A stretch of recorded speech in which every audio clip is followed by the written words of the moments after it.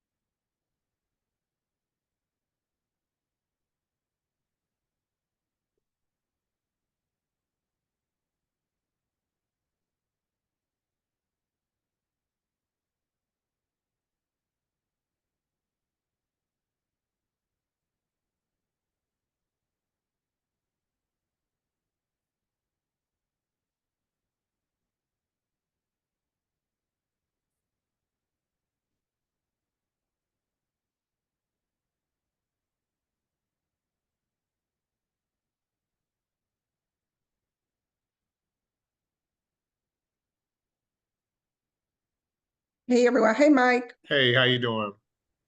So do you want to ping pong questions? I mean, we'll take them from the audience, but do you want to ping pong questions? You do one, I do one, that kind of thing. Yeah, uh-huh. Okay, that works for me. Okay.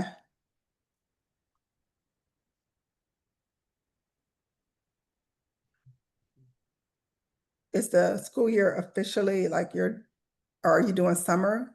No. Okay. I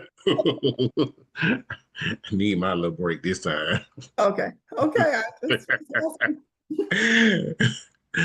Ooh, this was a year. Some people are quite ambitious. I'm like, Mm-mm. Yeah. Normally I would try to do a little summer school, but now this year right here, I said no, I need to take the break. rest, relax.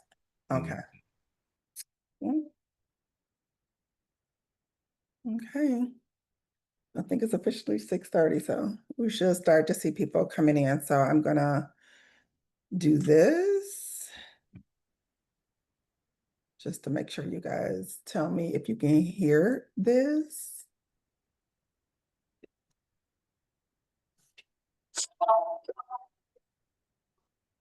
Can you hear that? Yeah, I just heard something. It sounded like somebody was trying to come in or something. Oh, so What are okay. we supposed to hear? Say it again. What are we supposed to hear? Music. Oh no. Oh, okay. Oh, okay. It was a no I did hear a noise, but I Okay, didn't let's see. Mhm. Did you hear anything? Mm-mm. It Oh, was just yeah, just a noise, but I don't know what it was. there shouldn't be a noise. And this is my issue with Zoom. It is always a new trick in the trade. Let me see if I can find it.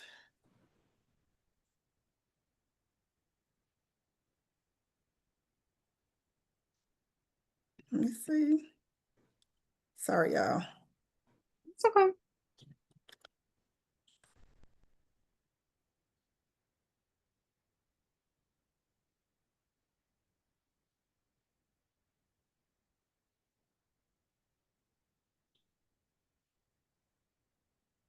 I don't know what's going on. Tell me if you,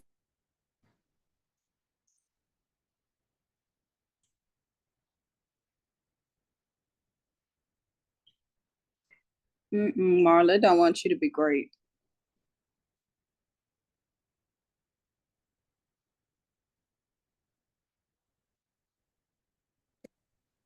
okay, let's try this one more time. Otherwise, I'm gonna leave it alone.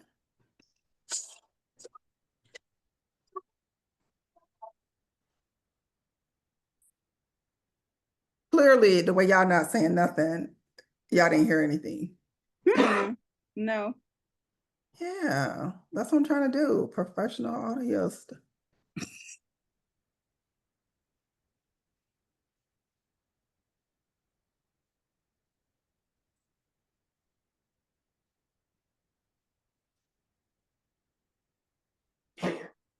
Oh, Kimber, we heard that.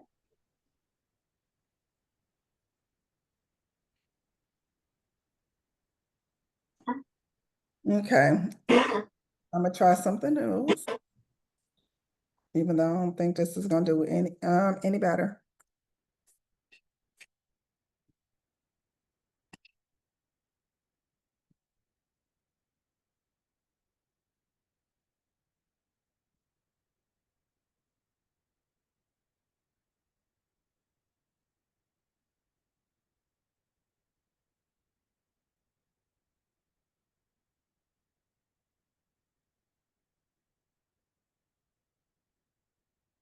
Okay, now you guys tell me if you hear this.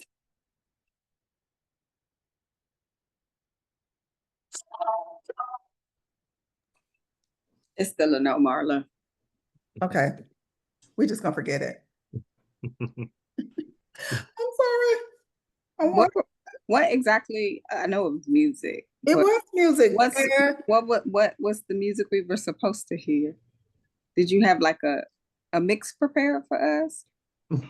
Um,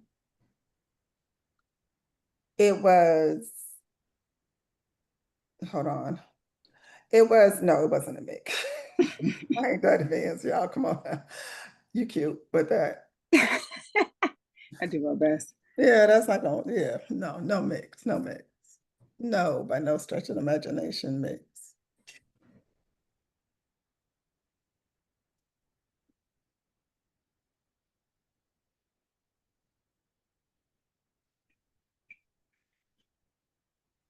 By no stretch of the imagination.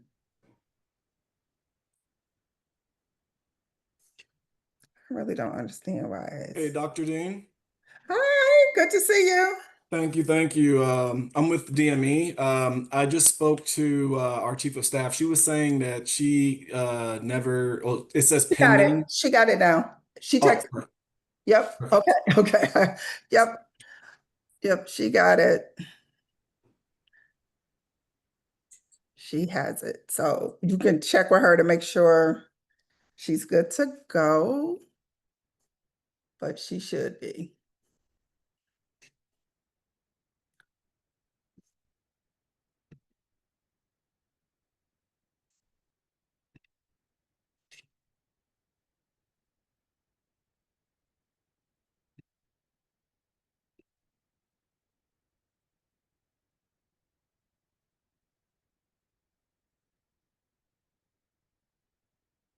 Okay, she should be good to go.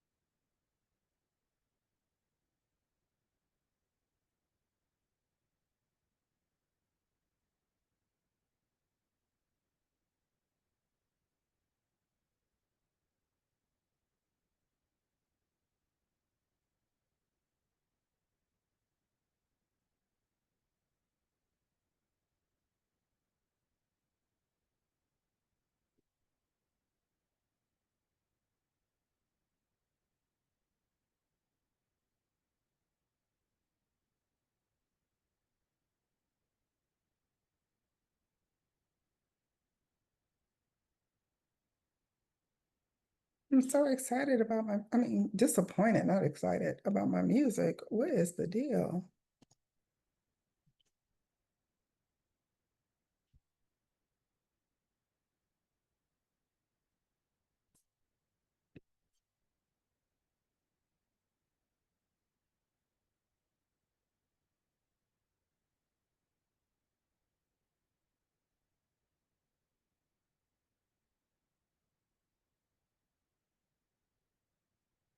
Hello, everyone. Happy summer.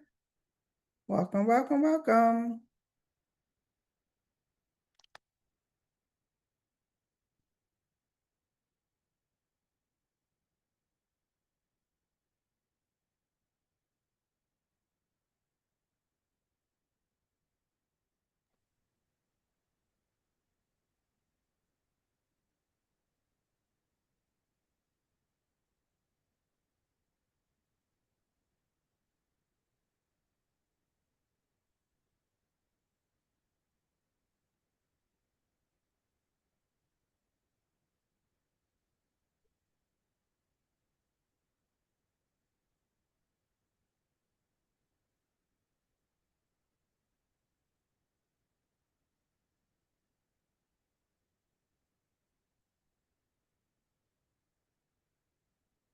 Nope, it's not gonna happen. I can't find it. I can't figure out a way to make it happen, so I'm gonna stop worrying about it.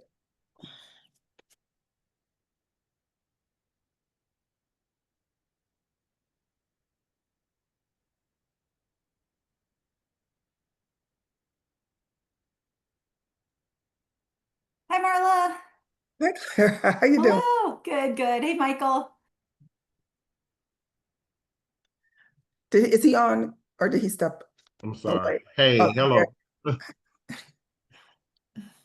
I was on mute. I'm sorry. I keep saying I'm gonna leave the music alone, but I'm still fidgeting with it, so. Mm, Zoom, it was so easy. Like when Zoom, everybody first started using Zoom, you could just hit the music, it would just play. Now Zoom has all these features, they're always updating. It don't work right, your computer half the time. I'm like, why would they try to not keep it simple? Just help me to understand that theory. Oh, well, okay.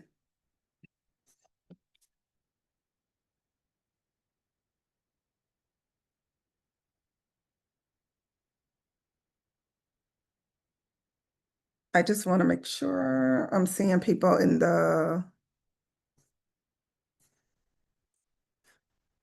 I'm not missing people.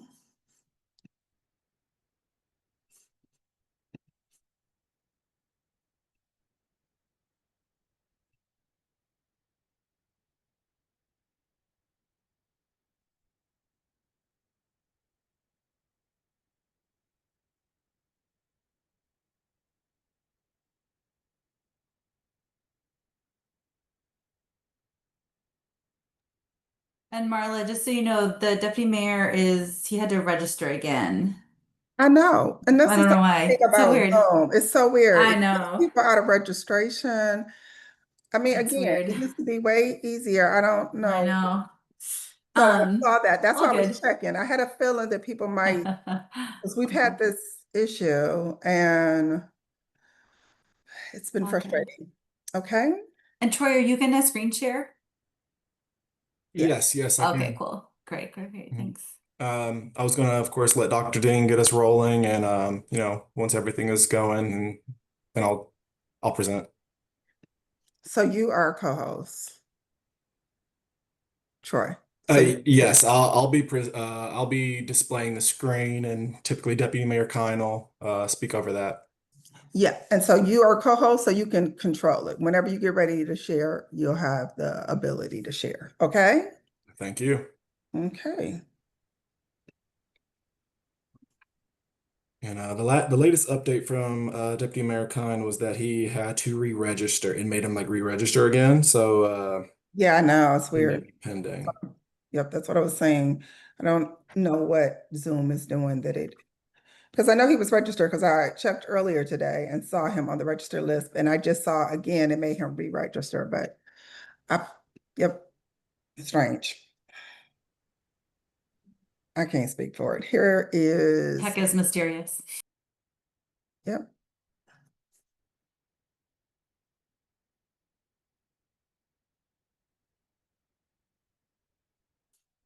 Okay.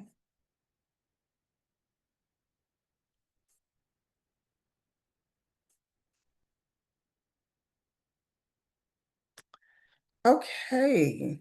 We're going to begin the process and I have someone checking to let people in. So I just want to say thank you all for being here today. And we're excited. It's our last year. I mean, not last year, last meeting of the school year. And in addition to that, we are having a joint conversation with Ward 8 Ed Council. So excited to have collaboration going on. And so with that, I just want to take you through a few things before we bring in our Deputy Mayor of Education to give us some updates. So welcome, Ward 7 Ed Council. Just reminding everyone that June is a busy month. It includes Black Music Month as well as Pride Month. And so we always acknowledge the months and we support inclusionary practices. So we just want you to be mindful of these two particular celebrations that are happening this month among many. The agenda is me welcoming them. We'll hear from our deputy mayor. We'll close with hearing from our state board rep, Eboni-Rose Thompson. We'll have announcements and adjournment, and that will be our meeting. Want to remind everyone that is this recording? Did you guys get a recording notification? Okay. Okay, because we also record to YouTube and you can always find all Word 7 meetings, Ed Council meetings on YouTube. And we also send out the link to the meeting in our newsletter so that people can view each and every month's meeting. So I'm going to get my words together today. I really am. So welcome. Thank you. Welcome. I'm Marla Dean. And just want you to know the mission of Ward 7 Ed Council, and it's to organize, collaborate, and advocate to ensure access to high quality community-based public education as a matter of right for Ward 7 early childhood, pre-K 12, and adult learners. And we have some core values of equity, access, health and safety, joy, responsiveness. And our goals are all Word 7 learners deserve high quality education at the school. They are entitled to attend based on residency. Word 7 provides schools, our preferred, we want Ward 7 schools to be the preferred educational destination for Ward 7 families. And we want to establish and protect a dedicated K-12 feeder pattern in Ward 7. So with that, That's a little bit about who we are. Michael, do you want to say a little bit about who Ward 8 Ed Council is and any comments you want to provide before we turn it over to the Deputy Mayor? Good evening, everyone. I'm Michael Greer. I'm here as the chairman of Ward 8 Education Council. I'm very glad and excited to be here doing. This is the first meeting that we've had opportunity to collaborate with Ward 7 on this with this opportunity with the Deputy Mayor of Education, and just excited to be here. When asked about to collaborate with this meeting, it was a straight yes, and Marla connected everything that was needs to be done. So here we are, and excited to be here. Thank you, thank you, thank you. I know that you are in the schoolhouse making magic happen every day. So we just want to honor that you are, we talk about it, you actually do it. Okay, so with that being said, we're going to welcome the Deputy Mayor of Education, Mr. Paul Kihn, to bring us information, updates, and everything we need to know. So with that, Deputy Mayor, I'm going to stop sharing. I am also going to highlight you. And let's see. Well, no, that's not what I want to do. I want to highlight you, not pin. Okay. Dr. Dean, can you hear me? I can. How are you doing? I'm good. Great to see you. Thank you so much for inviting us. Michael, nice to see you. Thank you so much for this collaboration. I am Paul Kihn, the Deputy Mayor for Education for Washington, D.C., and I am joined by some wonderful members of my team today that I'll just give them each a chance to say a very quick hello. Clara, do you want to start? Hi, Marla, hi, Michael, and everyone else. It's great to see you. Thank you for having us. I'm Clara Botstein, Interim Chief of Staff here at the DME. Deandra? Good evening, everyone. Deandra Brooks, Associate Director for Community Engagement. Well, thank you for having us. Troy? Good evening, everyone. Excited to be here. My name is Troy Eccles. I'm the Budget and Performance Management Analyst here at the Office of the Deputy Mayor for Education. So thank you so much for being here again. My plan, Dr. Dean, is to present for about 10 or 12 minutes or so about the fiscal 26 proposed budget from the mayor, and then to just open it up for questions and conversation. And of course, questions that I'm not able to answer, Troy will answer on my behalf. So thank you in advance, Troy, for doing that.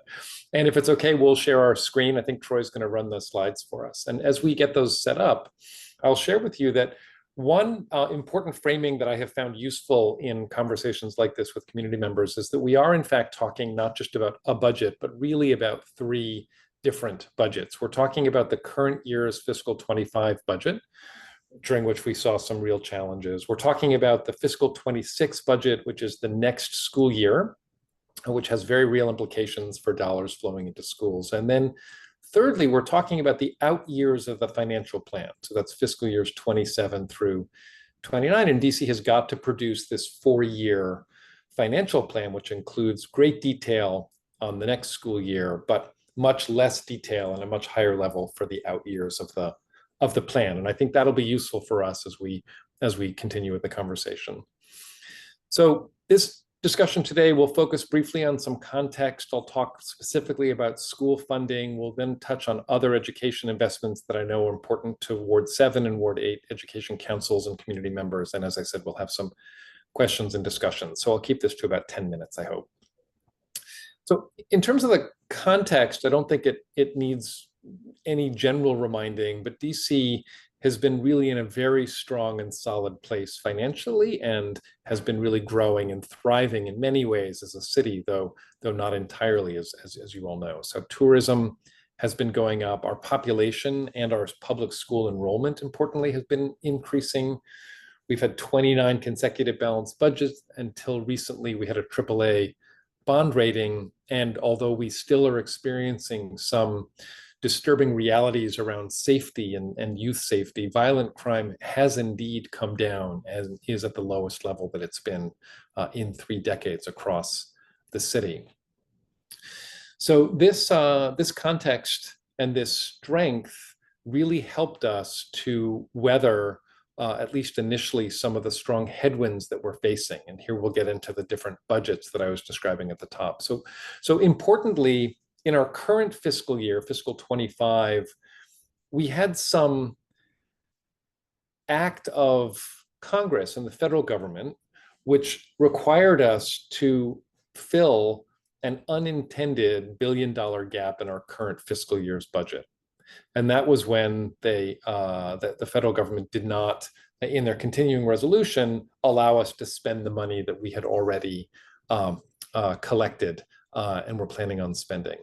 So for the current fiscal year, the way that we managed that gap in our budget was to declare a hiring freeze and essentially a spending freeze across city government. So all agencies, including DCPS, had to weather this particular current year storm where we had to stop hiring, we had to cancel contracts, we had to stop spending on non-personnel. DCPS contributed about $6 million with its own hiring freeze in central office to that total.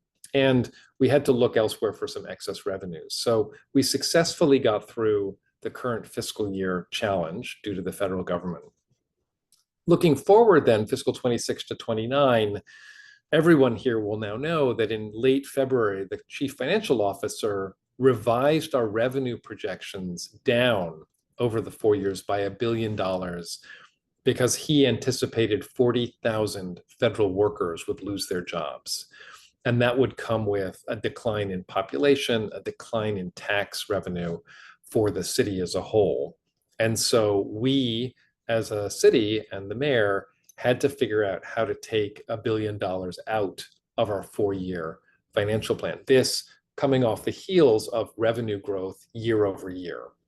So, for example, we had to figure out how to find hundreds of millions of dollars each year of the financial plan. And we did that, as you'll see here, through some government efficiencies that we discovered, certainly stopping funding some of our programs and finding those $1 billion of reductions, mostly in the out years of the plan, which I'll come to again. So there were these various headwinds across the plan, and we feel like we have met the moment in the proposal that we've sent to City Council. Next slide, please, Troy.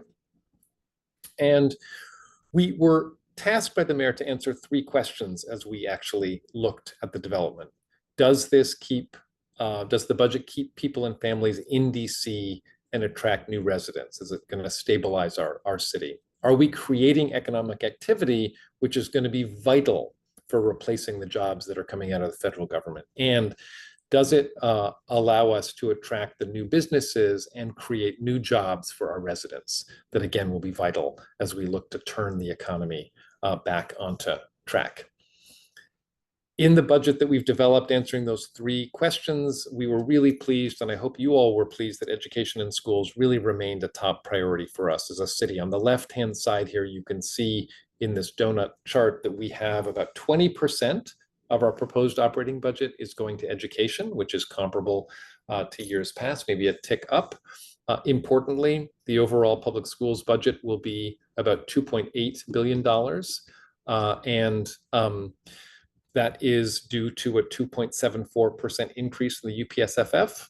We are paying for the salary increases that we agreed to in the W2U, are well-deserved salary increases for our wonderful teacher educators, both in DCPS and also on the public charter school side, with a separate fund that we're establishing at OSSI. We're sustaining our out-of-school time funding at $27 million.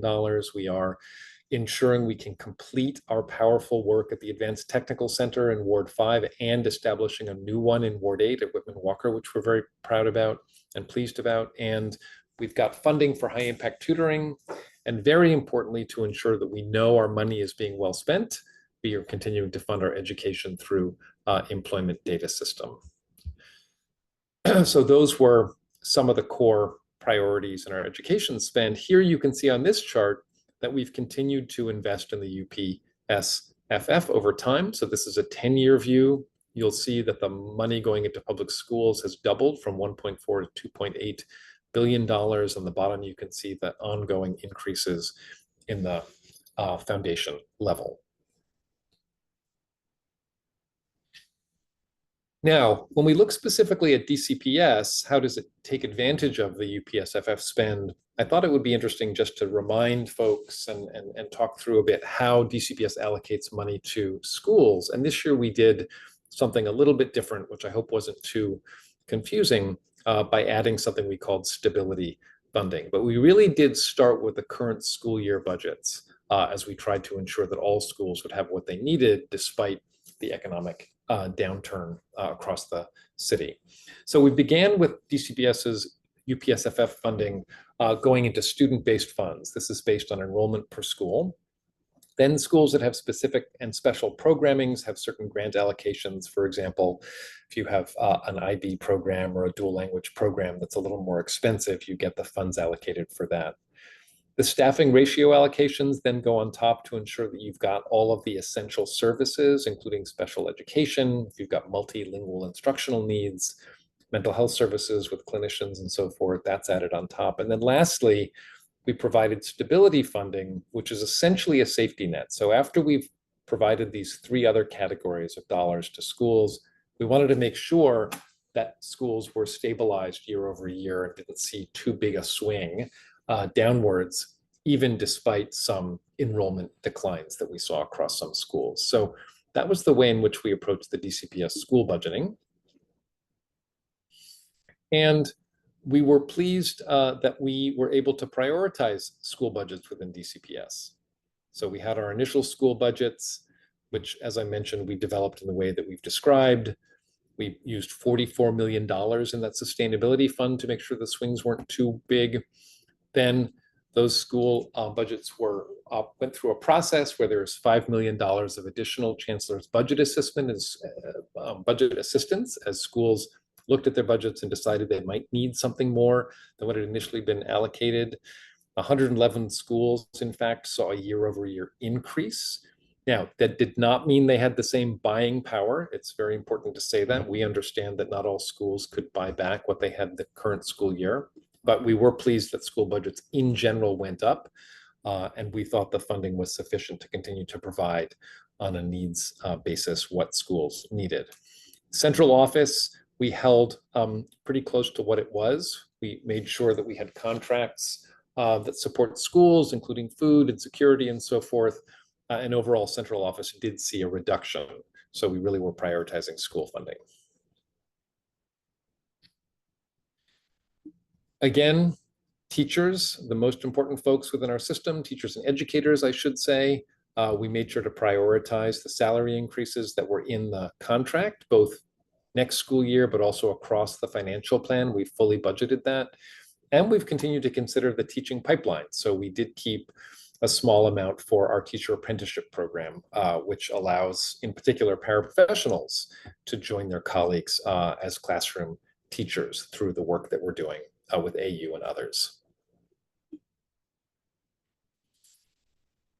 Finally, on education, I just wanted to mention some of the other investments that we have prioritized in this budget, which is in the mayor's proposal. We think about our work in these three broad categories. How are we accelerating learning? How are we ensuring our young people are safe? So youth safety and well-being, and also how are we pursuing really exciting opportunities and pathways, both to college and into career? And across each of those, we've managed to sustain, I think, considerable investment. So for learning acceleration, I've already mentioned the high impact tutoring. And of course, we continue to fund our early childcare programming, both the Pay Equity Fund, subsidy for early childcare, and the PKEEP program. In youth safety, I mentioned the out of school time grants, but also 10 million into attendance initiatives, including our nudge communications and the DHS truancy reduction program, which is showing some promising results. The mayor's proposal sustained DC School Connect. It sustained safe passage programming, and we tried to add some additional funding for security at DPR and in the libraries. And for our pathways work, I mentioned the Advanced Technical Center, which is launching this fall. Very high demand based on student applications and interest, I'm pleased to report. We've got funding continuing to flow into the Infrastructure Academy, and of course the Summer Youth Employment Program, which is ongoing now. So good sustained funding into pathways work. The reason we feel so good about it, and again, with this group, it probably goes without saying, but the reason we feel so good about the investments that the mayor is proposing is that we are investing in a system that is working. I'm not saying it's working perfectly or for every child, but we certainly have sustained quite extraordinary progress over the past 10, 15 years. We've been making gains on every measure of NAEP. Enrollment has been increasing, our graduation rates continue to go up, and our teacher retention rates continue to go up as more exceptional teachers continue to choose to work in Washington, D.C. public schools. We were only able to sustain the investments in these programs by considering some longer term consequences if we're not able to right size our economy. So we had to reduce some important programs in fiscal 26. We also had to consider balancing the out years of the financial plan with some reductions that we are going to revisit in fiscal 27 formulation. I'll mention just a couple of those that I think are most pertinent to our discussion tonight, but you will have seen that in fiscal 27 through 29, the UPSFF foundation level is actually reduced by 3.8%. The charter facilities allotment is paused in terms of the growth in that. And we entirely eliminated the pay equity fund for early childcare. And those are all decisions that we did not take at all lightly. We had about $1 billion, as I said, we had to remove from the plan, and we made an allocation across each of the sectors, and education is about 1/3 of the general fund, and therefore it shoulders about 1/3 of the $1 billion reduction. And those were the very hard decisions that we made. As the mayor has said, of course, when we revisit fiscal 27, starting in a few months for that budget formulation process, we will of course revisit these decisions, and we are hopeful that our economy will be in a better shape. We'll learn more, in fact, in the next few days, but we will revisit all of those decisions that right now sit in the out years of the financial plan. But this is not an easy time. Specific now just to the ward, some highlights within the capital improvement project. So we've got $378 million in the financial plan for capital projects in Ward 7 in terms of public school modernizations for Burville, Knoll, Drew, and Thomas. And then $184 million across recreation, libraries, and some other community investments in terms of the pools and so forth. So we've got some, I hope, good, exciting renovations coming up across Ward 7. And here you can see what we've accomplished together since 2015. These will be projects very familiar to folks here today. School modernizations, some wonderful work on parks, courts, and fields, and of course our recreation centers, libraries, playgrounds, pools, and splash pads. Ward 8, similarly, $572 million in modernizations, Excel, Hart, Henley, Simon, Ketchum, Martin Luther King, and Green amongst them, and then $39 million for our recreation centers, libraries, and the Anacostia pool. And here again, some of the journey that we've been on together since 2015 in Ward 8 across our schools, some really lovely renovations, our recreation centers, playgrounds, and other modernizations. So finally, the committees have all been doing their markups. In fact, this week, there will be a first reading of vote, of the Local Budget Act and the BSA on July 14th, with a final vote on the budget by council on July 28th. We don't yet know when the BSA final vote will be scheduled, but I'm sure many of you have been active with council members advocating for what you like and advocating for any changes, although I can't imagine what those might be that you might like to see in the mayor's proposed budget. But why don't we take the slides down now, Troy? I think I've covered my 10 minutes and maybe a bit beyond, but Dr. Dean, we are now available for conversation, questions, any observations folks have, but anything you'd like us to talk about. So, first of all, I also want to pull in Mike and make him a spotlight. Hold on. Mike, why can't I make you Is my screen still sharing? Okay, I'm going to stop. I'm going to remove the spotlight, and I'm going to ask that Troy take down the PowerPoint so that everyone is on screen together, if at all possible. Stop the sharing. Where is that at on here? It's not showing Let me. Let me see. On the share, you don't see the green button, and you'll be able to say stop sharing. Yeah, it doesn't say stop, it just says share, as if I'm not sharing right now. Okay, Let me just exit and enter the room again. It's okay. I don't know what Zoom is doing, I'm telling you. It's really getting ridiculous. Okay. Anyway, here we are. Here we are. Here we are. So before we get into education budget questions, I think it's really important to clarify some things. You talked about a triple A bond rating, and you spoke about it in past tense. And I think under the current situation in which we find ourselves, we don't want anyone to walk away with a belief that there was fiscal mismanagement. So if you can give us a little bit of understanding why you spoke about it in past tense, and so that no one thinks that there was any fiscal mismanagement associated with why that happened, why there Yeah, was. I'd be very, very happy to do that. And I'll do that very simply by saying all of the financial headwinds that the district has been facing are due to shifts in the federal government. And we ourselves, I think, have been very careful and good stewards of our own finances that we raise through our own taxation and tax revenues because of the work of the current administration to shrink agencies and to lay off workers and to talk about relocating headquarters. That has caused some jitteriness in our own chief financial officer, who then lowered our revenue projections by the large dollar amounts that I shared, the $1 billion. It was that uncertainty in the economic condition created by the federal government that caused our bond rating to be lowered. I hope that was clear. It was due to no fault of our own, I will say.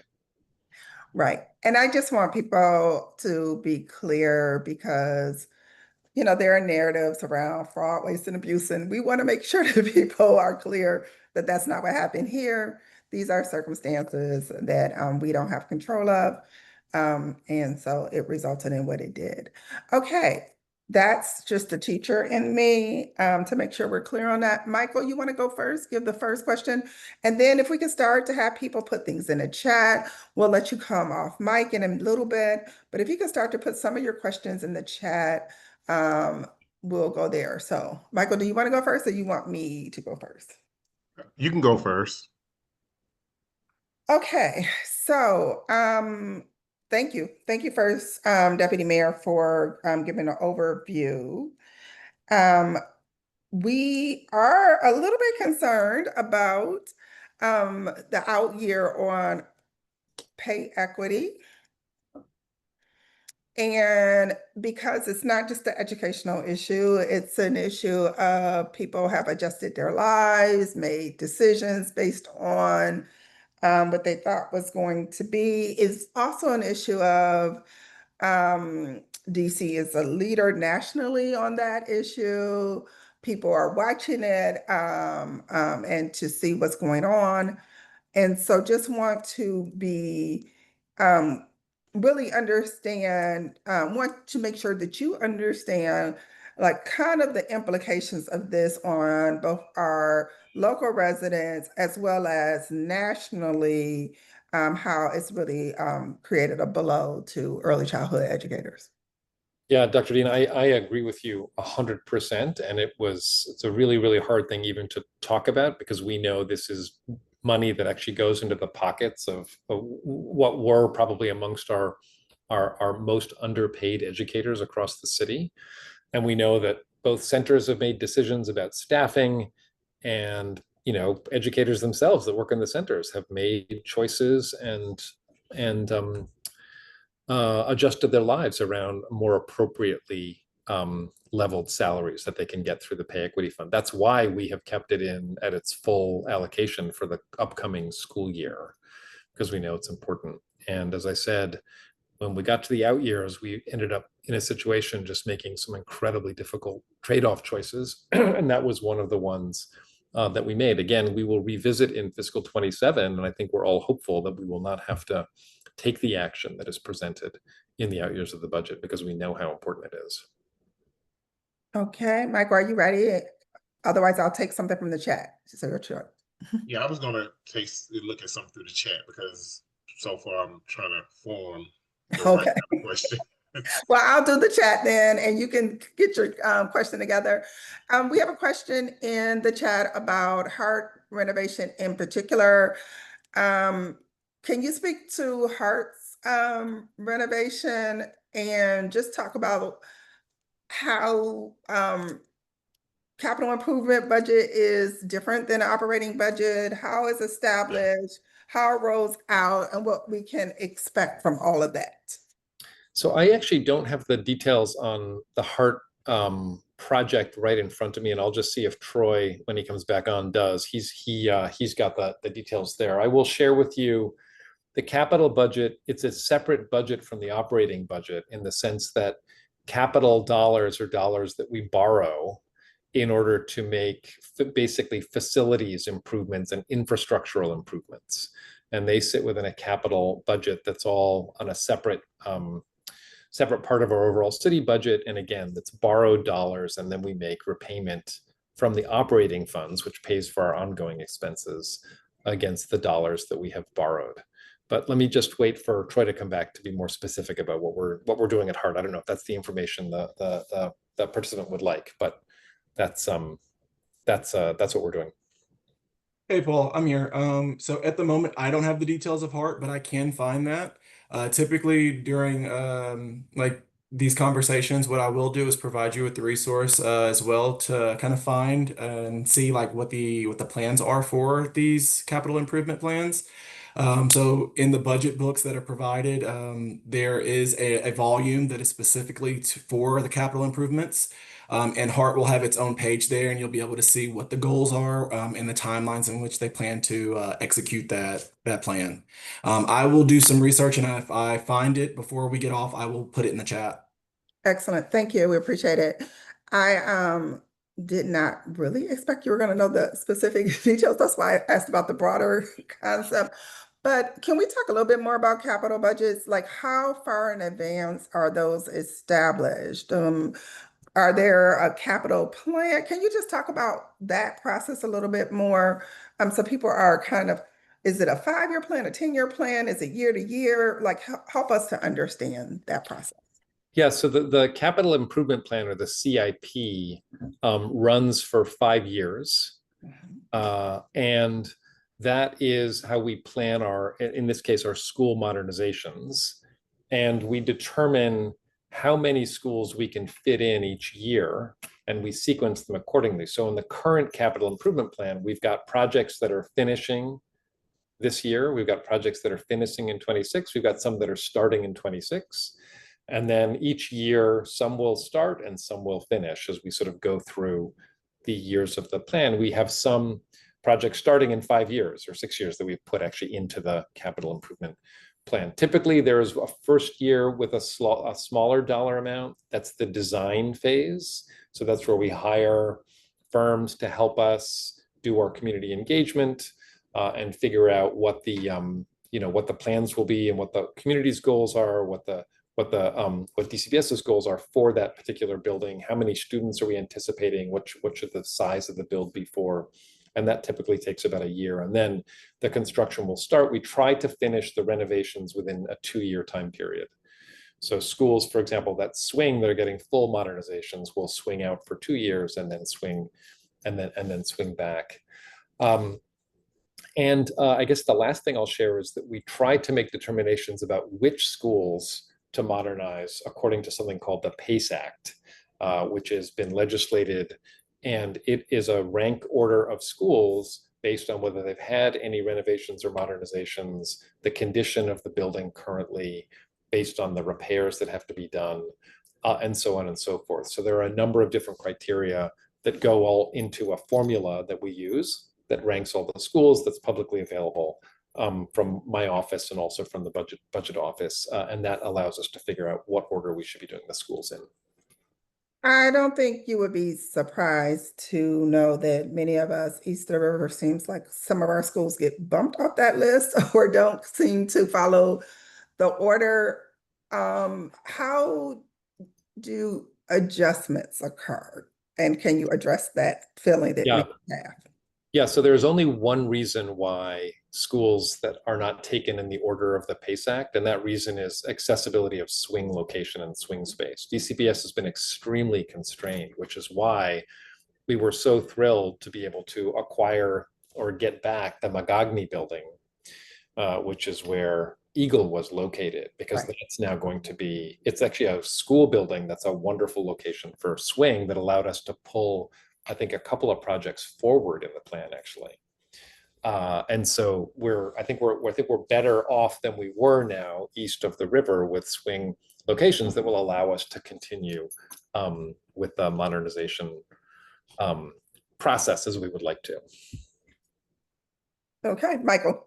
So when it comes to the swing space, I guess one first question, with the swing space, are there funds allocated to support with transportation for students with their swing space, especially for where Eagle is? Because in some cases, in the past, when they were talking about these renovations and modernizations, it impacted enrollment for the upcoming year, with students migrated to another school due to the fact of the modernization, and then the swing space or relocated temporarily. So that's the first, I guess that's the first question. Are they prepared to help with keeping not impacting the enrollment? And another question is, will they go back to, I guess, to make modifications if they see, I guess, to update or make changes to the plan of the modernization, because keeping up with the changes of the environment. For example, certain schools have I forgot what you call them, the electric, like for example, with the water fountains, making sure things like the water fountains and bathrooms and things are up to date with times, versus keeping the old plans, and the old plans still have old ideas. So thanks, Michael. Those are two great questions. So on the first one, in terms of swing, absolutely. So the way the swing always works is DCPS provides bus transportation from the old location to the swing site every morning, and then provides transportation back in the afternoon. And in fact, in many cases, we'll figure out, if a community wants a bus to leave from a slightly different location nearby because it's more convenient for the school community, they will do that instead. But you will always see bus transportation. My own daughter, rode the bus from Hyde-Addison to Myers every morning, and we would drop her off at her old school when Hyde was being renovated, for example. That's kind of how it works back and forth. And your point about enrollment is actually a very good one. We do see typically a slight decline in enrollment in communities where you've got a school modernization, because lots of families just don't want to actually go through that process of having their child transported. But it's typically not a huge amount, and in some cases there's no change in enrollment during the course of a modernization. But overall, we do see a slight dip, and so DCPS really works hard and does everything it can to ensure that families and school communities get all of the resources that they would normally have. They have good, smooth transportation options, and we just do the best that we can to make families comfortable during these modernizations. And now I've forgotten your second question. No, you didn't go actually, though, but go ahead. If Michael might not feel like you answered them, so go ahead. Okay, answer them both. Okay, great. That was the question. I had one more question regarding enrollment, which has been something, as an educator in the classroom that I see cold hard dearly. Mm. I know you all spoke about, excuse me, my cat trying to jump up here with me. I know you all spoke about funding when it comes to certain situations with schooling.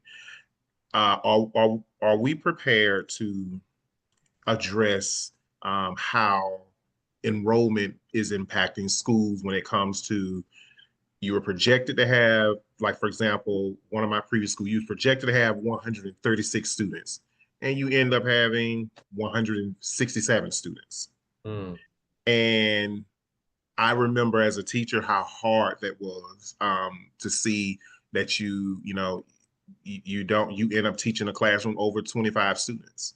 And then, when we talk about do the money come with the student, and then when you start reading and paying attention to how they determine whether or not you get that money, it ends up being too late.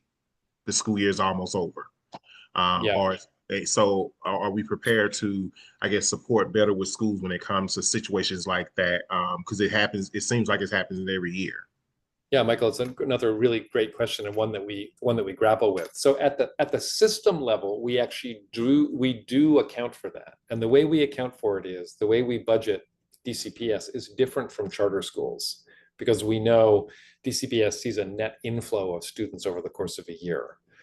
So for DCPS, we project at every single school what we anticipate the student population will be. And we add all of those numbers up.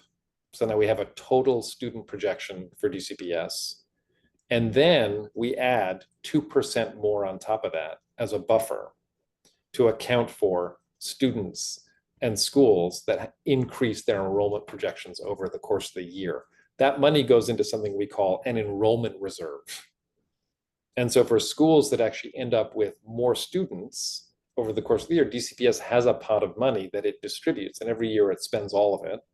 So it distributes, well, most of it, I should say, most years. It's not technically accurate to say it always spends all of it, but it spends most of it. And it gives it to schools that have higher enrollments than were initially projected, particularly as students arrive over the course of the year.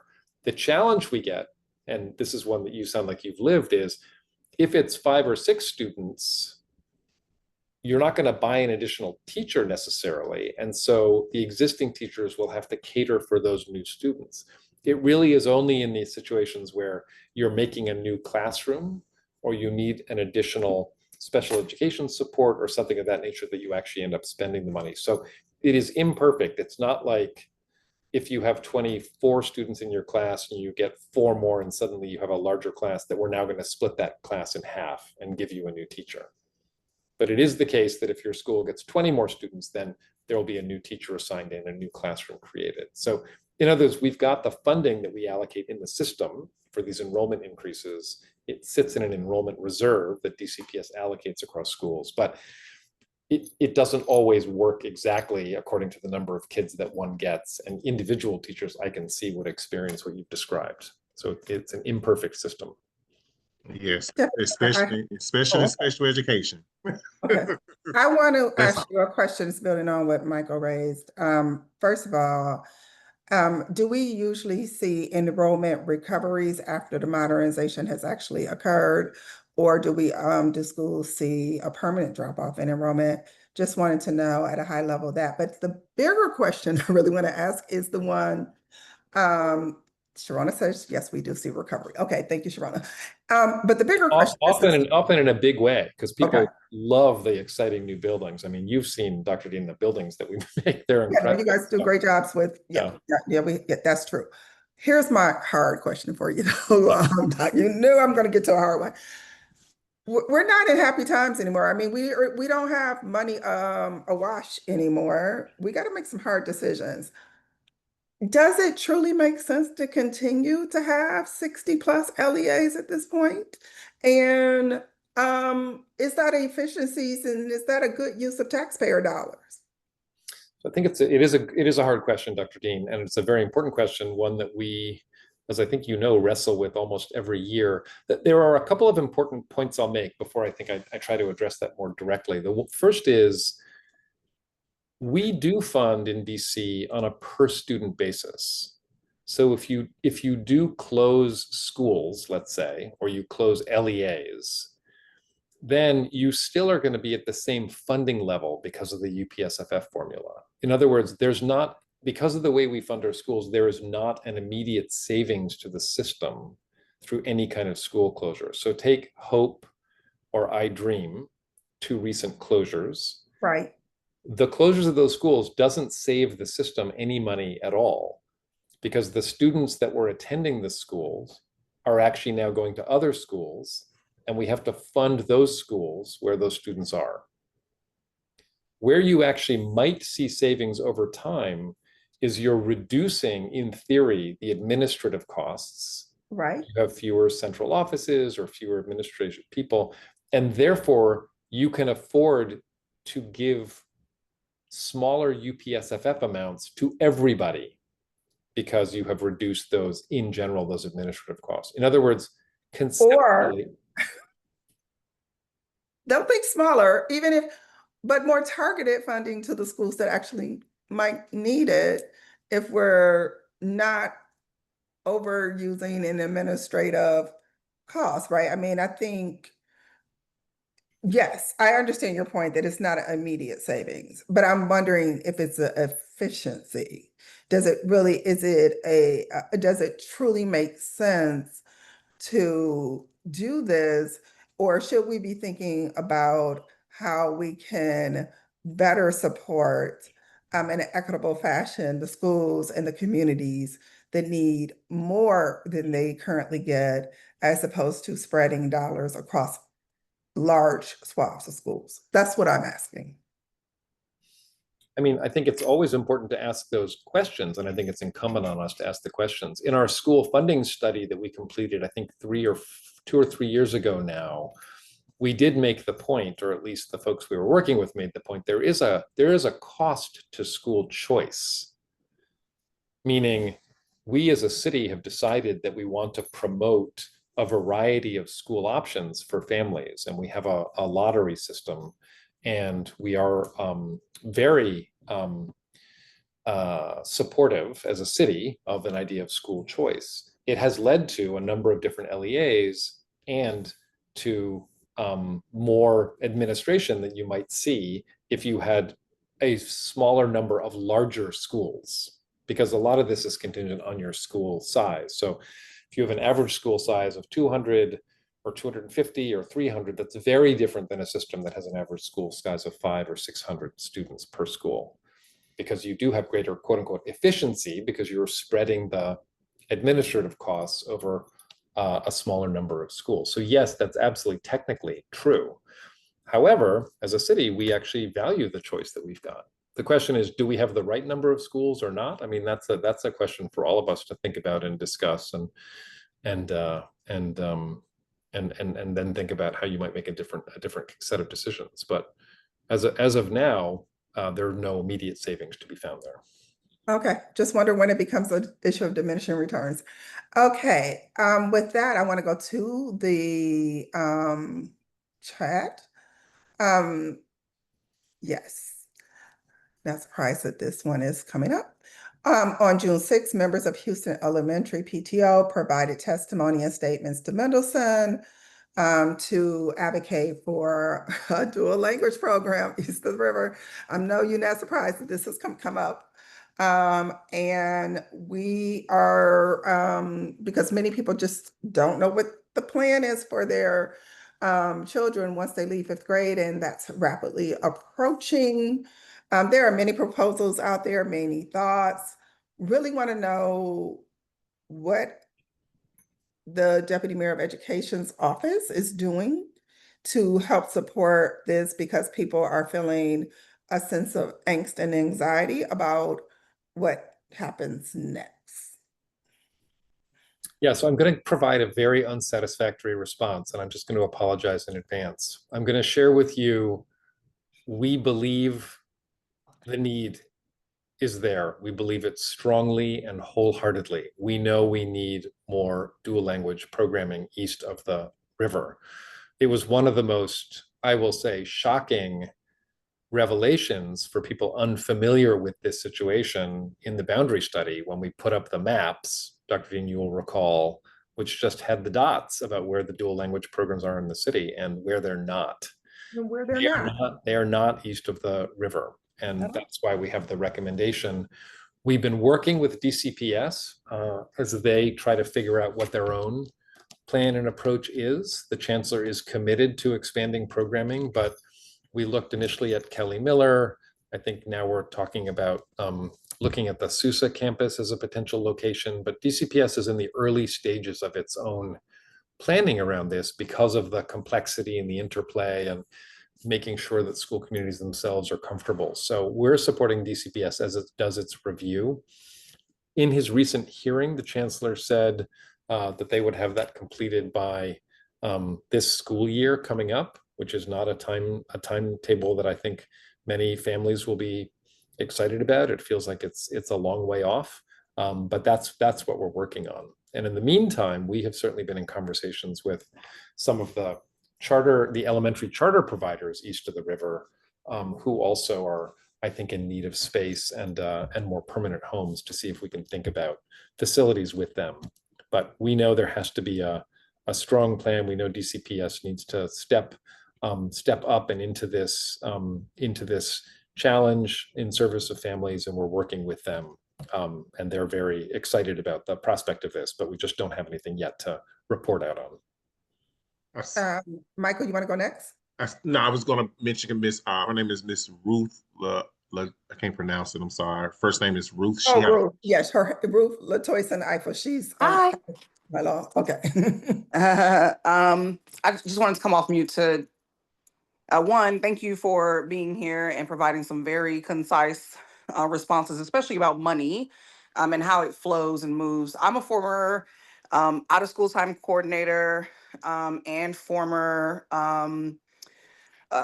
aide, if you will, at Columbia Heights Educational Campus. And so I did not rise to say this, but I am going to say this and then move to my question. I don't think it's complex. I think it's racist.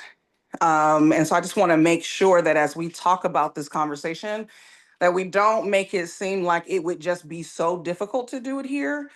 From 2005 to 2010, I worked in Columbia Heights. I recognized what has happened in terms of competition when it comes to dual language, and I have 2 students. I don't think that it's complex. I think that executive decisions can be made, and I think that there are ways in which both executive decisions and community engagement can have it to happen faster than how it is happening now. My child is 16 and 13. Those opportunities are gone for them. And so I rise to say that in response. One of the big concerns that I have is I heard the mayor speak recently about cracking down on parents whose children are unsupervised or not where they're supposed to be after school hours. We're noticing, more and variant, what do you call it when kids have to be home at a certain time? Curfews, thank you, in different locations in order to protect diners, tourists, sports goers. But I have seen, since leaving public education, I have seen a significant decrease, both in the competitiveness of our sports and other extracurricular activities, to include chess and the like, as well as a decrease in engagement from schools when it comes to ensuring that students are where they're supposed to be at 3:15. So from 3:15 to 5:30, 6 o'clock, whenever after school programs are happening, while parents are still at work, the message that's kind of coming off to me as a parent is that if my child is doing the wrong thing, then I'm going to be held accountable, and I think that I should be. And at the same time, a 13-year-old boy is going to do what a 13-year-old boy does from 3:15 to 6:30, if there is not both structure and accountability about where he should be and what adults are responsible for him. And so I just would love to know more about what we're doing in terms of safety, what we're doing about the security of our children after school. And I know that some people are being paid to be coaches and after school, teachers in certain aspects, and some are not. But it does require a level of both engagement and parent participation in order for that to be successful. Yeah, thank you so much for raising this topic. I could not agree with you more about the importance of ensuring that we provide really engaging activities after school, and that we've got, the right adults, and folks that are passionate and committed to this work, and that where possible, that we are indeed paying them. This year, we have a small dollar amount that's going into coaching stipends through DPR, which we're very excited about because we did a study on youth sports, as you were alluding to. And we learned that there are many coaches that are volunteers, and that just makes it very, very hard for them to engage with young people in the way that they want to. And so we'll be rolling out a coach stipend program if the mayor's budget proposal in that regard remains intact. On the after school, we also, I agree with you that that's a vital and important resource at schools. We did establish something that we called my after school grant program this year, which we are using to clear wait lists at a select number of schools. In fact, I think we had 18 schools, mostly in wards 7 and 8, where we cleared the wait list for after school programming completely, because we think that after school for all is something that is a vital component of many school communities. So for kids that are out of school, we want to say to them, if you want access to full-time after-school programming, you can have it. And we successfully did that through our out-of-school time office, through a special grant program that is going to be continued into the next school year as well. So we have to provide this. It should include sports, but not just sports. It should be full-time for parents and families that want that, from 3:15 to 6 o'clock, which is what DCPS and many of our charter schools provide, but often it's not for everybody. And so now we're working to try to ensure at the schools where we think the need is the greatest, that we can do that. And as I said, we have successfully done that at 18, partially cleared the wait lists at I think 6 others, and we'll continue to promote that as an important part of our service offerings. So Deputy Mayor, we're almost at time, so I want to tell you what the lineup is going to be. I'm going to read some things from the chat. You can address them wholeheartedly. Then I want Mr. Israel, he has had his hand up for a while for him to ask his question. Mike, if you have any closing question, you can, and then we're going to say thank you. Thank you for coming, okay? So I'm going to go to the chat, and there's a comment in there that says there should be a savings when it comes to the facility allotment given to charters. And this is around the LEA and the multiple schools and all of that, because it's outside of the USPFF. So the question is really about the question where you said it's not a savings, but there's a comment that there should be a savings when we don't have as many schools, LEAs, all those types of things. And just, you can keep that in the bank as I go through. Troy, I have a neighbor who's asking about the budgets, the modernization budgets for Burville and HD. Can you look for those and put those in the chat like you did for Hart? Yeah, I actually have already looked it up. So Burville's actually, I think, funded in the CIP through FY28. So that's how long I'm assuming that they anticipate this project going through. It is broken up into multiple phases. And I think they're in like phase 2 of it. Essentially, they're doing a full modernization, and they're, I believe, well, not I believe, I'm reading. It does say that they're adding a child development center to it as well. As far as HD Woodson, I'm not seeing anything in the Right, I didn't think it was. P3 HD Woodson this year. I didn't think it wasn't. I just wanted to make sure because I don't necessarily remember everything. So I wanted to make sure that there wasn't anything specific to HD for this particular year. Again, Deputy Mayor, there's a comment about, could you talk a little bit more about the complexities of why this dual language issue is so complicated? It's a big conversation in our community. We want to make sure we get to that. We have a question, what will it take to make all sites available for out of school? And without cost to providers. And so, I think you need to talk about that in the context of the greater conversation you had about budget. And I'm trying to make sure that I am getting to it right. I thought is already complete. There are some things that we continue to work with in terms of, you know, ongoing maintenance and repairs to Wilson, but I think it's technically complete. There's information in the chat on out of school time. We want to make sure people know that. And let me see. Okay, so there's conversation about playgrounds that are safe and accessible in our communities, and wanted to hear some conversation about that. So those were kind of, so the dual language question is still out there. The question about playgrounds is out there. And then I think there's a question about, I want to make sure. Out of school time. Thank you. Yeah, those are wonderful questions. Thanks, Dr. Dean. So on the first one, which was the what would it take to get the after school for all grant funding, clearing wait lists at more schools, it's simply it's just a question of funding, because it is money that we pay to the providers. That is government funding that we pay to providers. And we have done a tremendous job over the past, you know, call it 8 years or so, 10 years with out of school time.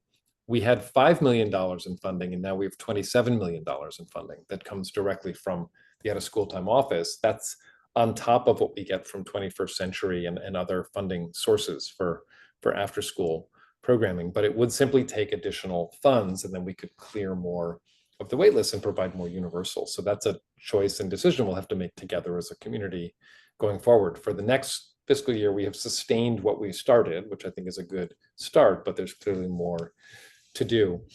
On the dual language, when I say complexity, I don't mean to try to hide behind that word. I would say there are two components to it.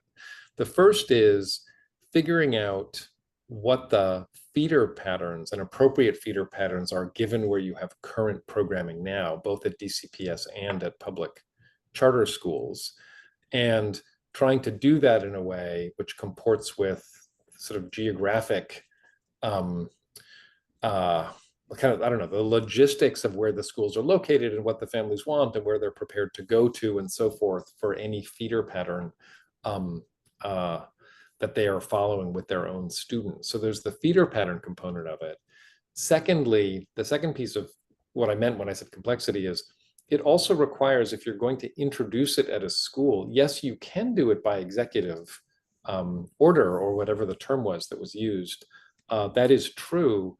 And DCPS has really only seen success when they've got leadership in a school community that's also committed to the programming. So it does require a level of community engagement and conversation and discussion, and the real fulsome support of the school leadership that you've got. Otherwise, it's not going to work out very well, because it requires, as those of us that have had our kids in dual language programming, lots of changes to scheduling in the school model, changes to staffing and how we're doing that, and so on and so forth. So that's what I meant. It's not insurpassable complexity. It's not meant to be a word that we're hiding behind, but rather it's got to do with the way in which you're approaching your feeder patterns as a system, and then also how you're approaching school communities where you are considering some kind of transition.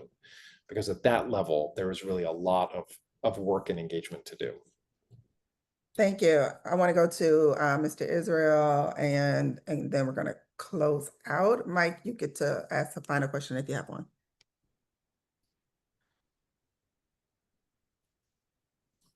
You're not on mute. Mike, you're on mute. James. No, Okay. I was saying James. My apologies. I was trying to see if I can get better lighting, but I dropped 2 questions in the chat, just coming from or on behalf of teachers. I know there's been a lot of questions as pertaining to this budget, but I wanted to know, I know you mentioned about the mayor wanting to honor the WTU collective bargaining agreement with the salary increases for the upcoming year. Are you able to clarify whether or not that's being honored for the next several years that our collective bargaining agreement is going up into SY28? And then are you able to speak to whether or not the impact bonus or impact plus bonuses will be honored as well? And then I have a second question after that. Yeah, so James, thanks for those questions, I should have been clearer. The WTU contract is fully funded through the financial plan. So there's $240 million that's been set aside in the workforce investment account to ensure that we are honoring and paying teachers what you deserve according to the contract. And then, yes, impact is also funded. Awesome. Thank you so much. And then another question I know that has been coming up amongst some of the members, considering the climate in America at this time as it pertains to immigrants and visa holders. Has there been any conversation about ways to support international teachers that are currently employed with our schools? Because representation matters. And then also any continued support or pathways for green cards for those employees? It's a great question, and I'm actually going to defer that only because I am actually scheduled to talk to the chancellor tomorrow about that, and I don't have the recent information. He's been working on that. I know he's been fielding questions, and he's been in discussion with council about it as well. So I just don't have the latest. So I'd rather than speak out of turn or provide misinformation, I will just defer. But once we have a response, I'll be happy to share it back with Dr. Dean, and she can share it out with participants tonight. Thank you so much. Michael, the deputy mayor is over time. So quickly, do you have a question to close us out? No, I have a question. I just one last comment in reference to after school. I just want to request that you all revision your after school programming to more than just sports. Students love to learn how to do nails, pedicure, manicure, hair, all the way to cutting hair, making clothes. All of those things are ways to engage students after school versus just sports, because all students don't like to play sports.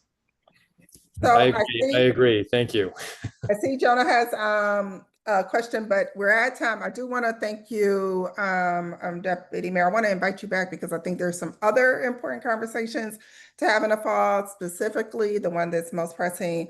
My mind is the impact of AI, how it's going to be disruptive. What are we doing to prepare? How we're thinking about it, because it's going to have sweeping change and the potential for great displacement.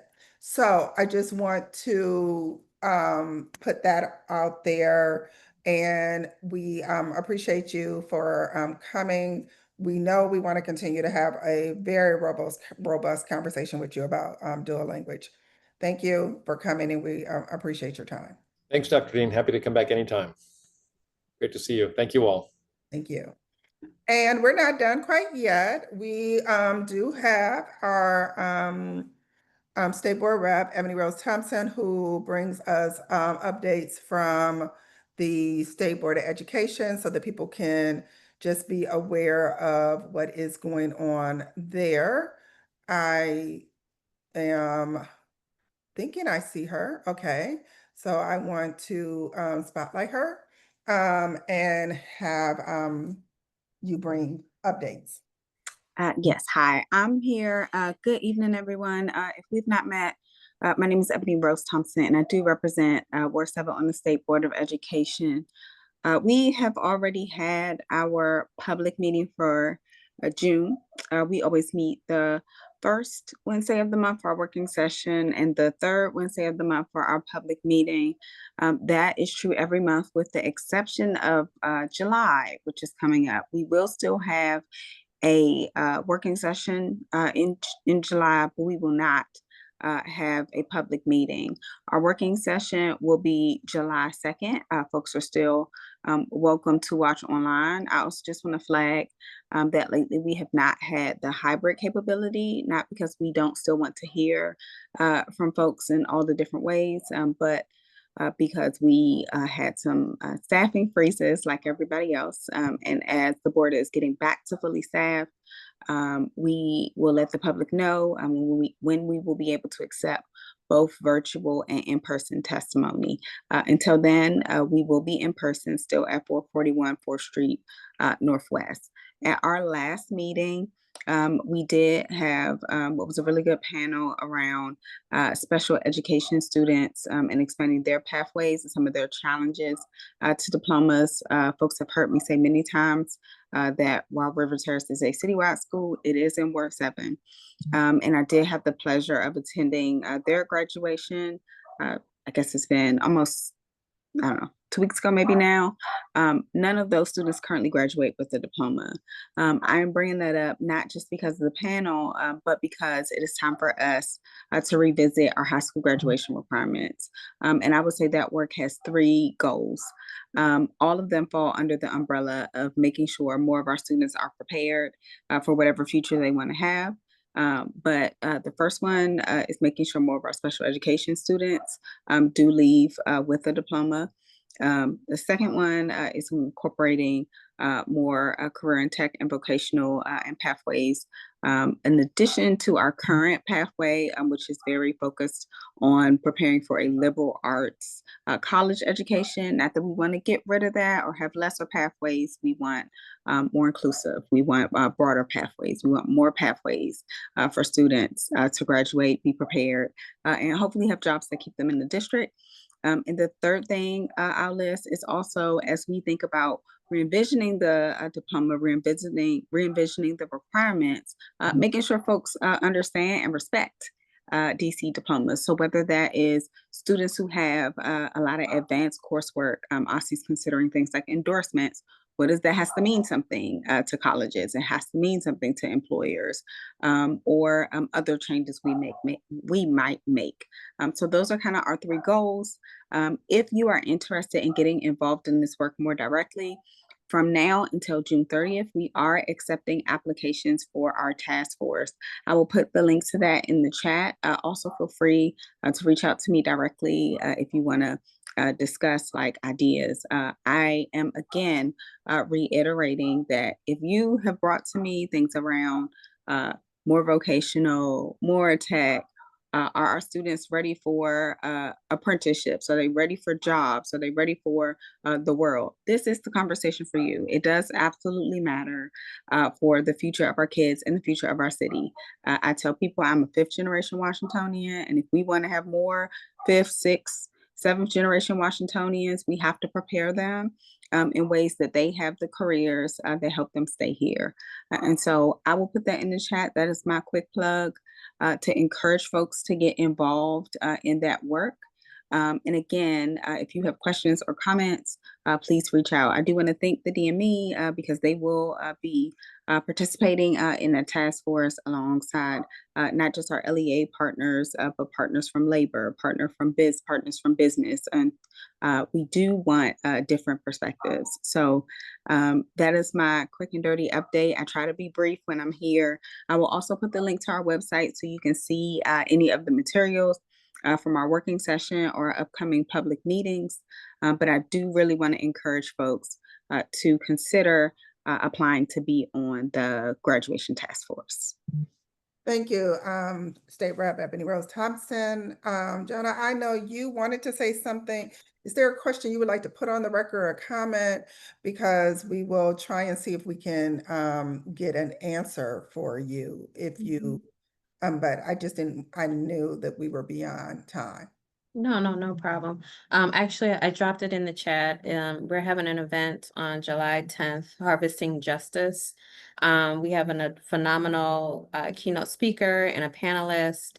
And really, we feel that the community has to start strategically planning the future of our children. We just cannot depend on the government, local, or federal. And this is an opportunity for us to start having these conversations and bring people to the table. And also drop seeds. I do have a question for Ward 7, but I'll send an email about that later about the Winston building and how we can support that. But I'll send an email about that later on. Yes, and so we are also having a robust conversation in Ward 7 about a potential 3rd middle school, Winston, what the uses could be, and how that can fit into the whole conversation. So we got a lot of conversations going on in Ward 7. I do want to just say, I want to thank you all for being here. We have, hold on one second. I do want to say thank you for coming and being with us and sharing this year with us. You can find all of our meetings on our YouTube page. We continue to recruit for committees. So remember, we have committee chairs, and we're looking for committee chairs and members for budget and finance programs, communication, outreach, legislative, and membership. We elected a new president, a new parliamentarian this year. I mean, no. I wish I had elected a new president. That's what but it's a new vice chair and a new parliamentarian this year. And I do, here's how you can keep in touch with us and our YouTube channel. Please capture, the codes, the QR codes and all of that so that you can look at all our meetings this year. We've had a really robust set of conversations. I want to say enjoy the summer. We'll see you in September. This concludes that. And before we close, I just want to make sure there's no final announcements anyone wants to make. Sharona. I did just drop them in the chat. Thank you for acknowledging me, Marla. Really quickly, for those of you who have not been following, for school year 25-26, DCPS will ban cell phone use from bell to bell. That, policy is in effect. I will say, please, if you have not already done so, prior to the start of the school year, connect with your school principal to get a clearer understanding as to like what that sort of cell phone retrieval process will look like at the school, because some schools have lockers, so it will vary, by school as to what that looks like. DCPS is also looking for feedback for our parents and family engagement policy until June 30th. And we really want to do that, especially as having schools with Title I status. So we do want to ensure that we get that feedback from the community. There's also a new segment in there that talks about traffic gardens that are being built at schools that are modernized to help kids with traffic safety. So, and even when you think about like second graders who learn to ride a bike, we again want to ensure that kids, adults, everyone is safe, whether you are walking, biking, or traveling in a car.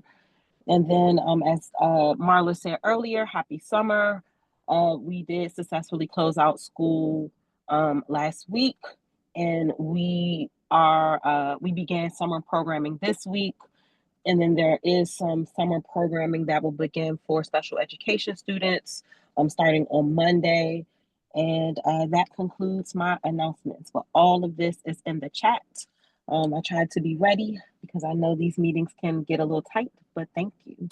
Thank you, Sharona.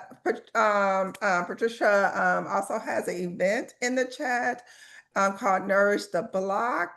It's the Ward 7 Food Equity Day. It's an Eventbrite link. Please hit that. We also have Tom put in the chat. DC Tutoring and Mentoring Initiative is working to create neighborhood tutoring teams in groups of 2 or 3, working with 4 to 6 students over the summer. So please go to the link there. If you're interested, some people who should be involved, and the phone number is 301-325-3141 for more information. So please, that is again, Tom Pollock or Pollock. I didn't know where to put the emphasis. Okay, I appreciate Tom Pollock. And then finally, we did have a couple of new principals coming on to Ward 7. I know Eastern is one. I know Smithers is one. And so we want to welcome them into our family and make sure that we're embracing them and bringing them and supporting them.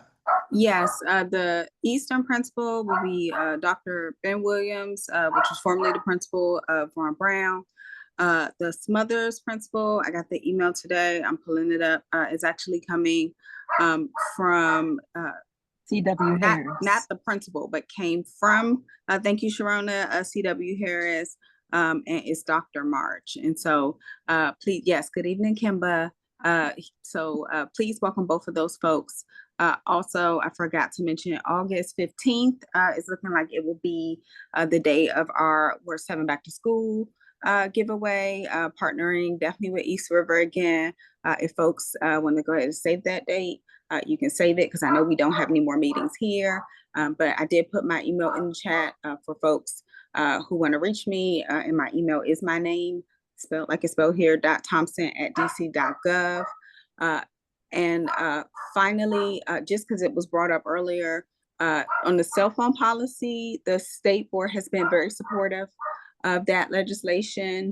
And we did pass a resolution in favor of that. We also had a panel on that some time ago. Since we talked about dual language in the schools, we did vote on a resolution at our most recent meeting, which was introduced by our Ward 6 representative in support of Shirley Chisholm, because they do want to expand to a, dual language education campus. I will say it's the Ward 7 representative. I think I was the only one that did not vote in favor of that. Because I believe that if something is built for middle school grades, it does need to be built east of the river, specifically in Ward 7 first. And so I do want you to know some of the things that we vote on, which come up as topics in our meetings. But again, if you go to our website, you can see all the documents, all the votes, and our meetings are broadcast. And for those who may not know, Shirley Chisholm is in Ward 6. Ward 6. It is the formerly Tyler. Right. And we have been advocating for a very long time for East of the River programming. So we appreciate that you had the vote that you had. Okay, we have Sharona Robinson, Manager of Community Affairs Engagement at DCPS. She put all her information in the chat. Please capture it. And the state rep also put all of her information, her email and information in the chat. So please capture it. Thank you. Thank you. Thank you. Thank you. It's been a wonderful year. Been great working with you, advocating with you, and hoping to inform you. See you in September. Have a great summer. Thank you. Thank you. Have a good evening. Have a good one. Have a good one. Enjoy, enjoy. Did Michael leave? Thank you, Michael. I think he's gone already, but okay. Thank you. Dr. Dean, if you could, I'm gonna drop my email in the chat. If you could get, once the DME returns that information that I inquired about, if you could share that information with me about the international teachers, that would be appreciated. Oh, wonderful. Okay, I will. Thank you so much. Gotcha. Thank you.